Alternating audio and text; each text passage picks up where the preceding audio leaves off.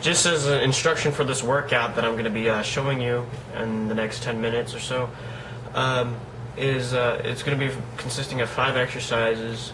The first off is a pull-up motion, second is a squat motion, the third is going to be a push-up motion, the fourth is going to be an ab exercise, and then the fifth one's going to be a dip exercise. So I'll show you the modifications in every exercise in the video, and then I'll have a list of them on the description. So that's pretty much it. If you have any questions or comments, just as usual, just comment, and please subscribe to this. And thank you for watching. And I hope you do follow through this 2-week routine that I'm going to have you do.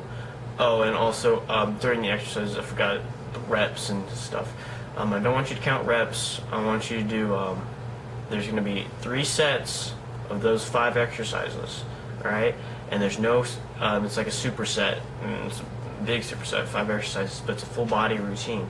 So you're going to take no rest, and you're going to, let me think, it's going to be like interval training, and it's going to be 20 seconds for every 20 seconds for every exercise. Alright, and then the second week we're going to move it up to 30 seconds. Alright, and 10 seconds is a lot when you're doing that. So just do your max, rest if you can, and then just continue on until the 20 seconds is completely up. I know it'd be hard with pull-ups and stuff, but just do however many you can do in the 20 seconds. I think that would be the best way of doing your max, but not trying to overdo it or underdo it and cheating yourself. So that'd be the best way. If you have a smartphone, you can use that, or just use a stopwatch, anything. Just make sure it's 20 seconds and then continue to the next exercise. And let me think. Oh, at the end of every set, you can rest a minute to 30 seconds to a minute, but nothing over a minute and nothing under 30 seconds, because you want to be able to do your full potential, and so you don't want to let your muscles cool down and hurt yourself with injury. And I'll show you a warm-up also. So there's a warm-up, and then I'll have another video for cardio for these 2 weeks. So thank you for watching again, and hope you really follow through this 2-week. Well, it's going to be more than 2 weeks. It's going to be, I don't know how many weeks I'm going to do it, but this is the first 2 weeks of Bodyweight challenge. See if you can work out with body weights, and see if you think they're just as well or even better than weights. Again, thank you for watching. Please subscribe and have a great day. Stay fit. So, exercise number 1 is going to be on the pull-up bar, and it's going to be a wide grip pull-up, okay? And for every different exercise, we'll do every different set, because we've got 3 complete sets, so we have to pick them wise. So I'm going to pick a wide grip, regular, and then a chin up, and just not do the closed grip. But it's alright, that way I get the most of the muscles worked out. So basically, what you're going to want to do is just do as many as you can on the wide. I know that's better said than done, but you just need to work to your best. And then we're not going to wait at in between any exercises in the whole set. At the end of the first set, we'll wait 1 minute. I think that'd be good enough, because we're not really doing much cardio in this workout, but still it will burn. If you're looking to lose weight, it'll burn lots of weight. And if you want, you can do a modification of a pull-up. I just Google search modification of a pull-up. There's one of those ways where you're underneath a table and you're pulling up from there. So for your second exercise, you're going to do squats. Now there's probably 3 different difficult levels of, or 4 maybe, of doing this for this exercise that I would say.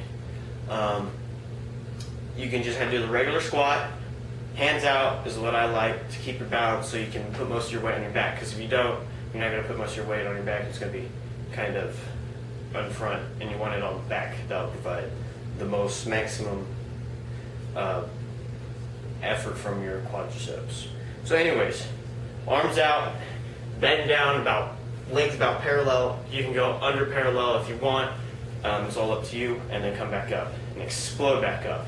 Okay. Now after that, if you can do that easy, and 20 seconds is really easy for you to do that, then you're going to do squat jumps, which is down and explode back up, and then jump. All right. And then let me think. Then you have the one-legged squat, which if you need support, if the squat is too easy and squat jumps are another easy exercise for you to make sure you max out the 20-second. And make sure you max out. Do one-legged squats. Just support with the wall if you can't do it with support. I can't, so I'm not. But make sure you do the same amount for each leg, right? And then if that's too easy, maybe try a hop on one leg after you do the squat. So that's all there is to the second exercise. Let's go on to the third. Third exercise for 30 seconds is going to be a push-up. So first, let's just do all three of them. So first, let's do just the regular, then do the wide, and then do the close grip. And that's basically all there is to it. Make sure you're breathing, and make sure you do the maximum you can, and don't hurt yourself. Please, if this is your first time to ever work out with body weight, or just to work out, please don't hurt yourself. If you need to take a 5-second rest, do so in between 10 seconds. 5 seconds is really just moving from one exercise to another. But if you need to take a rest in between exercises, go ahead. It's not that big of a deal.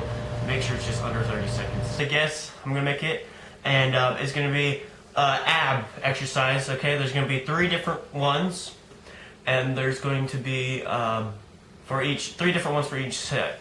Okay, so the first one is going to be just a normal crunch, right? And so you're going to have your feet up, 90-degree angle with your legs, okay?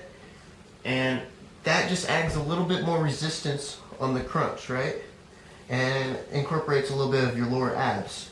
So your toes pointed outward, feet, legs 90 degrees, and you're going to go and crunch, and really just crunch, and maybe pull your legs in just a little bit to incorporate your lower abs a little bit more. But when you want to breathe out and crunch and really volumize your abs, okay? And then come back down. And I'm not just saying, I'm meaning flexing your abs when you get all the way to the top. Actually really flex them, okay? Okay, that's going to work mostly your upper abs, and having your legs up is going to incorporate your lower abs just a little bit. But to even get a more well-rounded ab exercise, I'm going for your second set. You're going to do P90X calls them like crunchy frogs, or they're basically just like a double crunch where legs are out, back is flat, right? And then you're just going to bring your knees up, and while you're doing that, you're going to come up and engulf your legs with your arms and come back out, right? So it's like,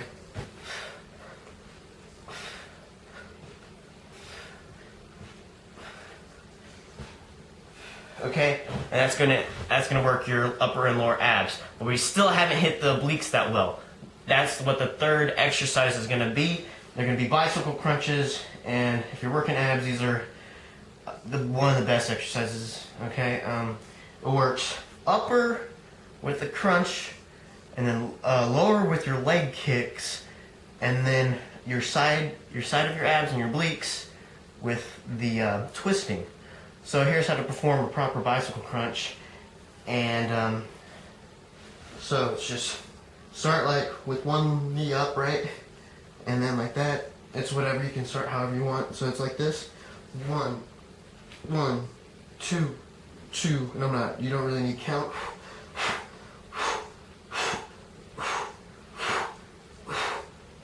maybe make sure you're hitting your elbow on your knee, or at least coming close and actually twisting, so you work those obliques, because you really need to work those obliques, because that will define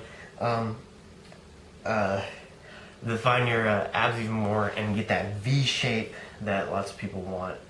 And those are the ab exercises. Fourth exercise. And to prove that you can do these body weight exercises in your own home with maybe a help of buying a $20 pull-up bar for your doorway and using the floor, you can use 2 chairs. These are my mom's nice dining room chairs that I'm using, and just to show you how well they can support me, I'm going to give you an example on how to do dips on them. Alright, there's 2 ways of doing dips. This would be the harder way, where you where you have them facing each other like this, and you go up on them like this. Put your feet up, and you come down. And when I mean all the way down, when your elbows are like, your arms are parallel to the floor. So it's like,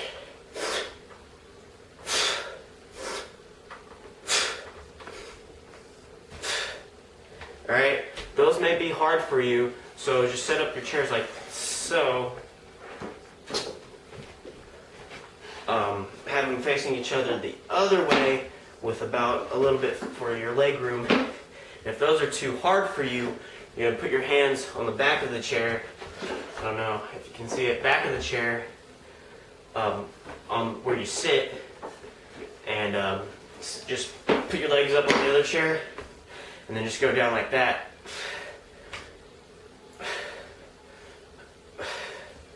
And that's the easier way to do the dips, and probably less stress on on your elbows, maybe more stress, I don't know. But there's a lot less weight to doing those. Well, it works almost the same sorts of muscles, and so you can do those until you advance to full dip. So